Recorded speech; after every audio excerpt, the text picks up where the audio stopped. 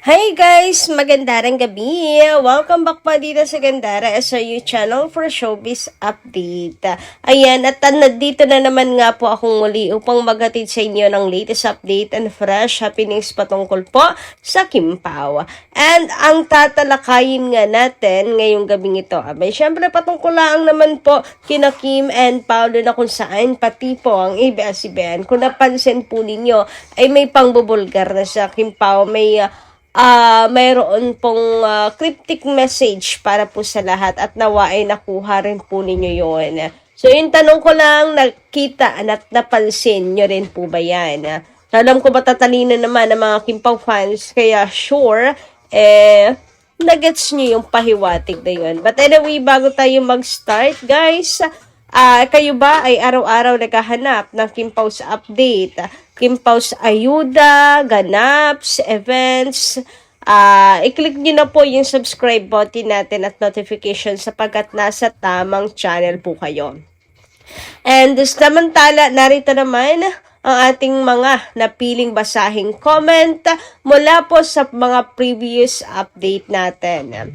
So, ang unang-una nga po natin napiling komento ay mula kay Kaumori. Ayon sa kanya dito, asan ang resibo na nagpunta nga sa wake ng anak ni Kuya Kim?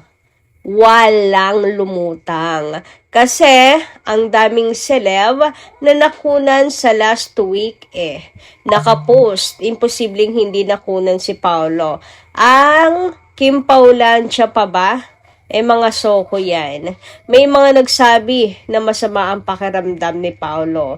Hindi ba yung sa birthday ni Sir Dea lumabas na kasama? Nandoon si Paolo.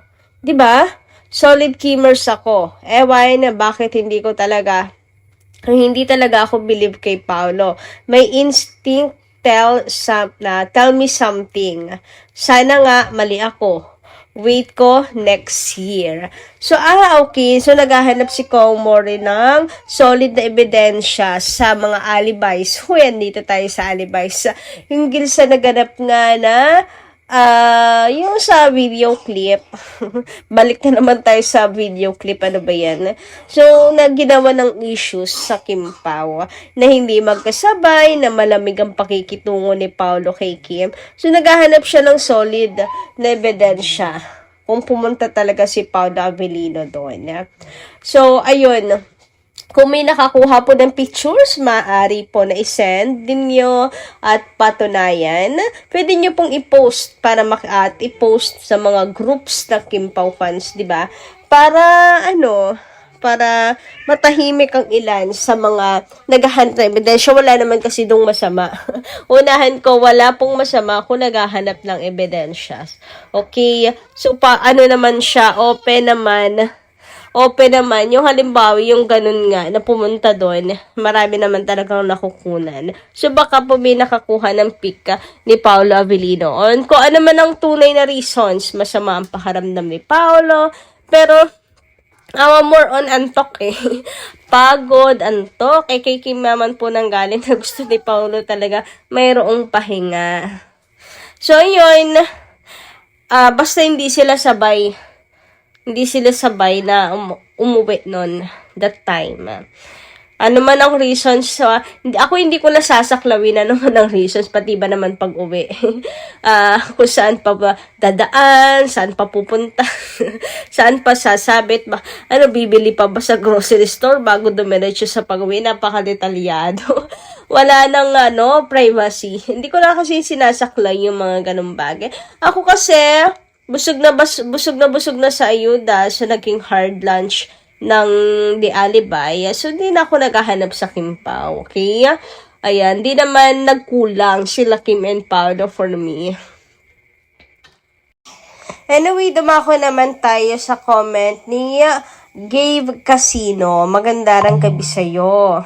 Sabi niya rito, maaring totoo naman, trabaho lang ang kanya, hindi kasama ang kahit ano man. Mga fans din kasi ang nag-uudyo ko nagsasabi na may relasyon na sina Kim and Pao. Kasi, kaya ayaw nga ni Pao ng love team. Huwag nating ipilit na may relasyon sila. Suportahan na lang natin ang Di Alibay. Nakakapagod ang trabaho. Walang acceptance ang dalawa na sila nga. Ano acceptance? Baka announcement na sila na. Anyway, ayun. Paano kasing hindi maniniwala na sila na? Sa inyo na rin nanggaling na si Paula Avellino ayaw ng love team because of that pinipilit maging sweet, hindi niya maatim na nanloloko ng iba. Biglang na-stick si Paula sa love team. Kung hindi niya masikmura ng kasinungalingan, so paanong siya ay na-stick ngayon sa love team? Tapos, kay Paolo rin ang galing na kapag araw-araw magkasama ay nai-in-love talaga. Araw-araw po sila magkasama ni Kim Chiu. At the same time, kay Paolo rin ang galing na pagdating kay Kim, hindi niya pinipeke, hindi niya pinifake. Kaya natagalan or willing siyang makatrabaho si Kim Chiu, hindi siya mapapagod makatrabaho ito. Doon sa mga linyahan na yun ni Paula Avellino, bakit niya nasabi yung mga bagay na yun? 'Di ba? Tapos, yung tungkol naman sa, ayun nga, fans lang nga nagpipilit. Maybe hindi ipipilit kung walang nakikita. Like, sa mga couple shoes, bakit kinakailangang couple sila? Kung sapat naman na sa fan service ang holding hands, yung on-cam lang, bakit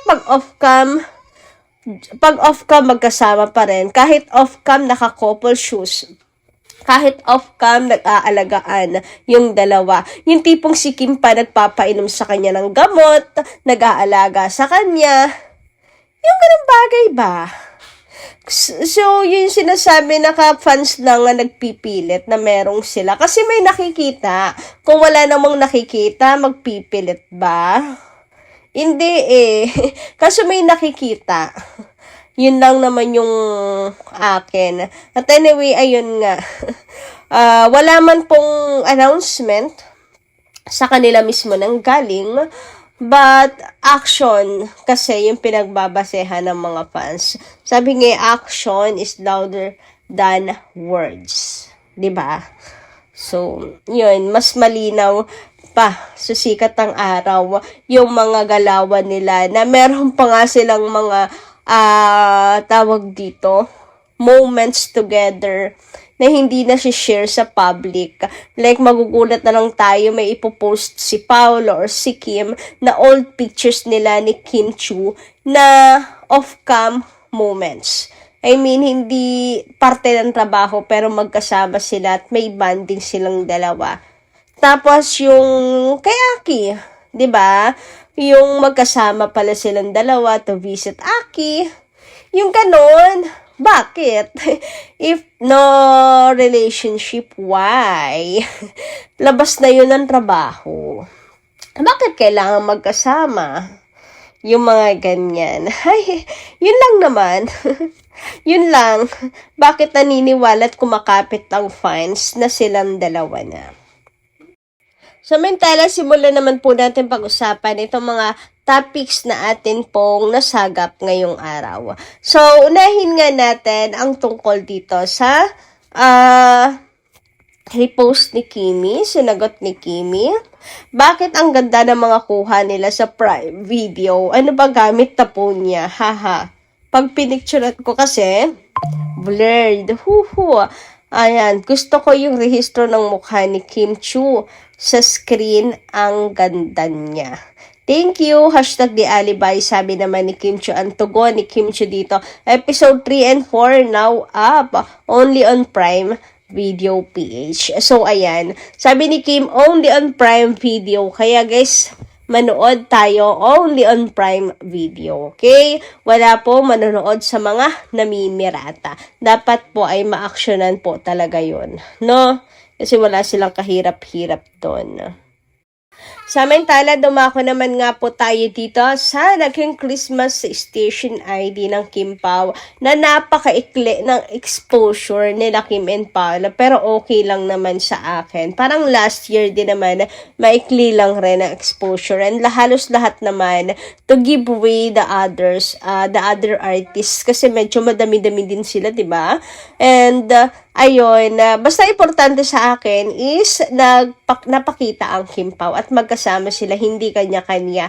At isa pa, napansin nyo ba yan? Ang na-represent po kasi nila Kim and Paolo is yung sa love, joy, and hope. Pero mas hawak-hawak ni Paolo ang love. Napansin niyo po ba yan na pinagkatiwala ng ABS sa kanila yung love? For sure, mga executives nagdesisyon. Isa sa nag-approve na dapat Kim Pao mag-represent niyan. Love talaga, hawak-hawak. Is it? Pagkukumpirma, pambubunyag, sa relasyon ng Kim Pao, talaga ba alam rin nila na may relasyon na sila para love ang ipa-represent kina Kim and Paolo? Ay, wag sabihin dahil love team. Dahil ayaw po ni Paolo magpatawag na sila love team. Masyado na silang old, hindi na sila teenager para sa love team. So, maybe love because they are partner. Pansin nyo rin bakit nakatabi niyan Coco Jules. Alam nyo namang mag-asawa yan, dalawa na yan. Hindi po love team ng Coco Jules. Mag-asawa na, tapos Kim Pao nandyan. Huy, kahilira. So, what is the meaning of this? Napansin nyo rin po ba yan? So, napakagandang confirmation yan for me. Kayo ba? Ano inyong say patungkol dito? A cryptic message, pahiwatig, hinggil sa Kim Pao? Comment down below. And dito lang po muna ang aking update. Maraming salamat po sa inyong pakikinig at pakikisama sa akin ngayong gabi. Kaya't kita-kitsa lang po tayo muli sa mga susunod ko pang chikas tungkol sa Kim Pao. Maraming salamat and ingat kayo palagi.